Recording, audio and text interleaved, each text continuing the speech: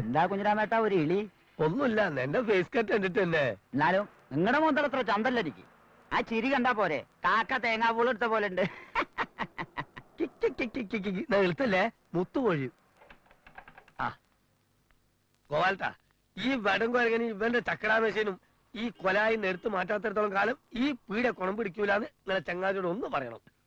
നല്ല നാടൻ കായാണല്ലോ. കട തുറന്നേ കുഞ്ഞിരാമ, കൈനീട്ടം വിറ്റോട്ടെ.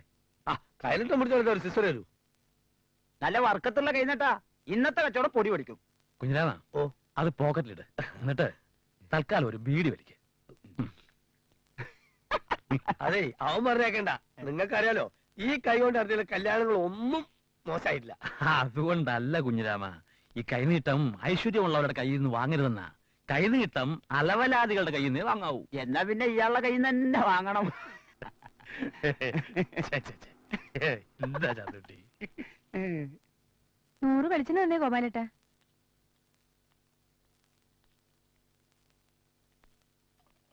പെങ്ങളെ ഞാൻ എവിടെയോ കണ്ടിട്ടുണ്ടല്ലോ. എന്റെ വീട് മണം പറ്റിയാ. അത് ശരി, അങ്ങനെ പറ്റേ. അല്ല, അപ്പൊ ഇവിടെ ഭർത്താവിന്റെ വീടാ. കണ്ട കല്യാണം കഴിഞ്ഞാന്ന് പറഞ്ഞാ വിശ്വസിക്കേ ഇല്ല. അല്ല പോകട്ടെ, നിങ്ങളെ ചങ്ങായിക്ക് ഇതുവരെ ഒന്നും ശരിയായില്ലേ? ഇല്ല. അങ്ങനെ ഏതെങ്കിലും ഒരു പെണ്ണ് കിട്ടിയാ പോരല്ലോ അവന്. അത്ര എളുപ്പമല്ല സംഗതി. 3 കൊല്ലം ഞാൻ ഈ കേസും കൊണ്ട് നടന്നതുകൊണ്ട് പറയാ. ഞാൻ മാത്രല്ല, വേറെ ബ്രോക്കർമാരെ അടുത്ത് മൂപ്പര് ഫയലുണ്ടല്ലോ, പത്രത്തിലും കൊടുത്തു. എന്നിട്ട് എന്തായി? ഞങ്ങൾക്ക് യോജിച്ചതല്ലേ പറ്റൂ. ആളൊക്കുമ്പോ ജാതകം ചേരൂല, ജാതകം ചേരുമ്പോ പ്രായം ഒക്കൂല, പ്രായം ഒക്കുമ്പോ പൊക്കം പോരാ. എല്ലാം ഒത്തു കിട്ടണ്ടേ? ഞാൻ പറഞ്ഞതേ ഗോപാല, ഒന്ന് വേഗം എടുത്ത് വെച്ചേട്ടോ. ഞാൻ ഇപ്പൊ വരാം.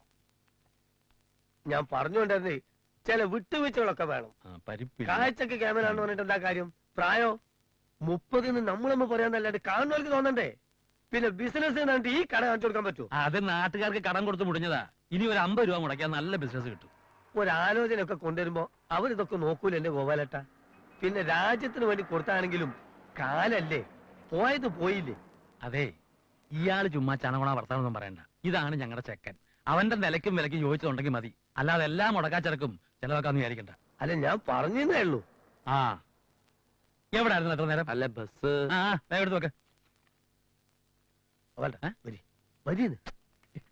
ഇപ്പൊ പവൻമാറ്റ് കേസൊരെണ്ണം വന്നു വിട്ടിട്ടുണ്ട്. തന്റെ പവമാറ്റും തങ്കവും പോകുമ്പോഴൊക്കെ ഞാൻ കുറെ കണ്ടതാ. ഇതൊന്നും അല്ലാന്ന്, ഒരു എമണ്ട സാധനം നമ്മുടെ കൊന്ന പൂത്തിക്കുന്നുണ്ട്. അത് തന്നെ.